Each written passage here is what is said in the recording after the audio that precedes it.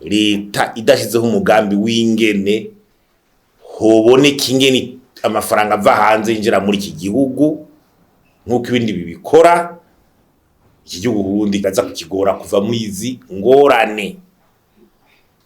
Ndabisubiremo, izi ngwani za kuzivamwo ngo amafaranga y'amataxi y'amakori dutoza ngaha, amakori leta itoza ngaha n'amafaranga y'amarundi. Amafaranga y'amarundi rero sinzi yuko tuzoyajana kuriha mu Bushinwa, mu Bufaransa, muri Turiki canke ibyo tugiye kurangura vyose, sinzi ko tuzoyajanayo. Kandi ubona ibyo dukeneye ngaha byinshi biva mu mafaranga y'agaciro.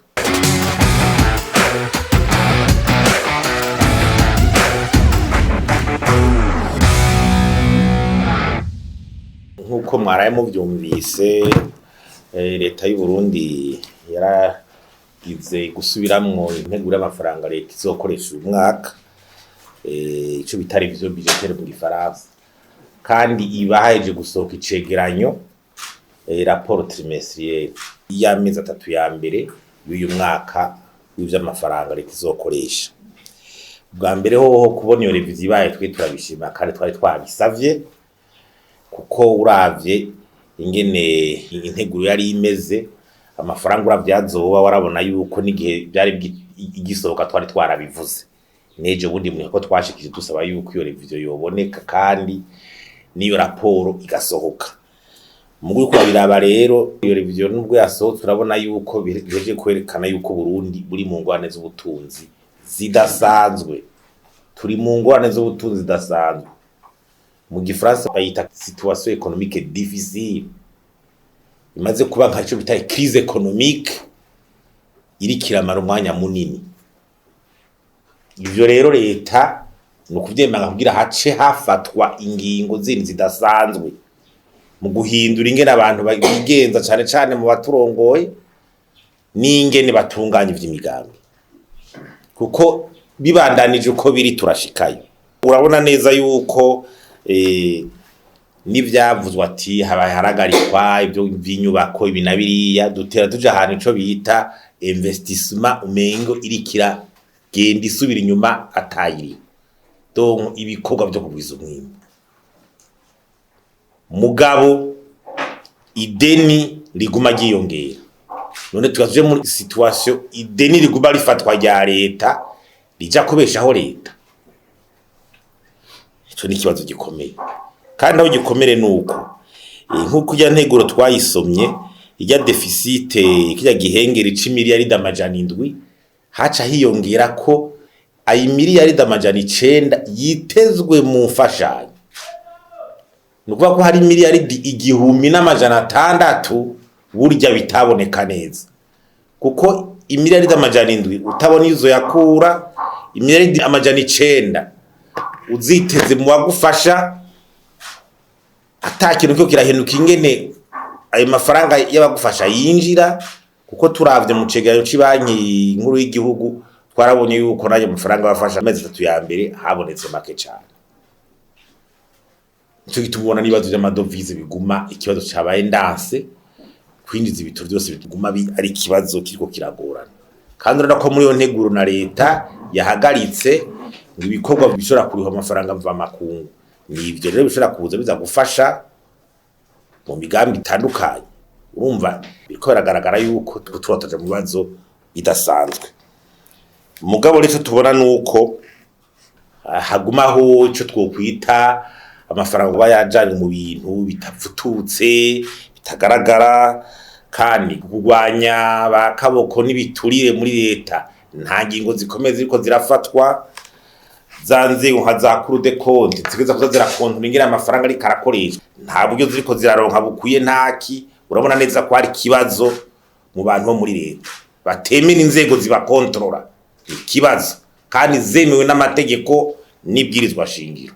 Ico rero tubona hari hakwiye kuba umugwi w'aba expert ukomeye usubiramo kuraba integuro, karaba neza amadepense leta yakoresheje no kuraba amadepense bufasha kugira analyse externe no kuraba neza amahera aja mu bintu bimwe bidafututse cyane cyane y'amafaranga akunda kuja mu by'amasubvention. n'ubu ndiko ndabisubiramo nta mafaranga miliyaridi ijana miliyaridi 100 aguma aja mu bintu ngo byo gufasha ibintu by'amakoperative n'ibiki igihugu kigeze mu by'ubutunzi aho kigeze no muzi. Urabona neza ko hari amafaranga umaja mu bintu bidafututse utabona resulta kandi ari menshi bikwiye gusubirwamo.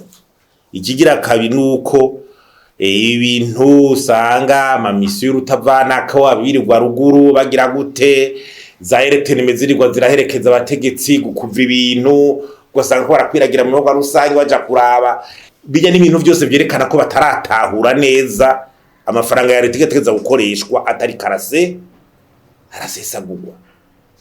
Nimba umukuru gibagiye kuraba ibyo yaranguye dakoro mugabo abantu bose nibaca bakenegira mu mateleviziyo ngo baherekeza subira.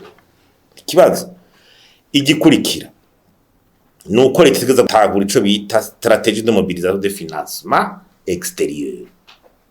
Leta idashizeho umugambi w'ingene hoboneka ingene amafaranga ava hanze yinjira muri iki gihugu nkuko ibindi bibikora, iki gihugu Burundi kaza kukigora kuva muri izi ngorane. Ndabisubiremo izi ngwani za kuzivamwo ngo amafaranga y'amataxi y'amakori dutoza ngaha, amakori leta itoza ngaha n'amafaranga y'amarundi. Amafaranga y'amarundi rero sinzi yuko tuzoyajana kuriha mu Bushinwa, mu Bufaransa, muri Turiki canke ibyo tugiye kurangura byose sinzi ko tuzoyajanayo. Kandi ubona ibyo dukeneye ngaha byinshi biva mu mafaranga y'agaciro. Cyo gitumona rero neza ko dijya devaluation ifaranga ryo bundi ari tagaciro byagize n'ingaruka kuri nego amafaranga tuzotegura. Kuko icyo bavuye hanze bagize kuri ntoyi amafaranga yenda aratagaciro mu marundi bije ica yiyongera. Ikindi nuko gutegura amafaranga litizokoresha mu mwaka uza vyitonderwa bifatiye kuri igora turimo kugira ntazi hari amayereri gusesabura amafaranga ya leta kuko no biraca garagara. Hariho amahinduka amareforo ndasubiye mwejo bundi harabaye icegeranyo c'abakonsulta PFA yerekana ingana amafaranga ya leta akoreshwa, yerekana yuko tukiri nyuma. Ico cegeranyo gitegeza gufatirwaho kugira mahinduka y'ingena amafaranga leta ikoresha biboneke ko hariko kigo kirahinduka. Hanyuma na politiki y'ugwanya giturire n'abanyonyeza amatungo y'igihugu isubira igaruke ko ntayihari na strategy yari ntayihari. Ni ibintu binababaje cyane kubona tuguma gutyo kandi ari amafaranga ya leta heza kahonera, ari amasoko yigwa nabi kononera igihugu, ari amafaranga usanga yanyurujwe ntibahane. Ibyo byose ni ibintu kubirononera neza. Ayo mafaranga dusanga ari make akaguma remera abarundi.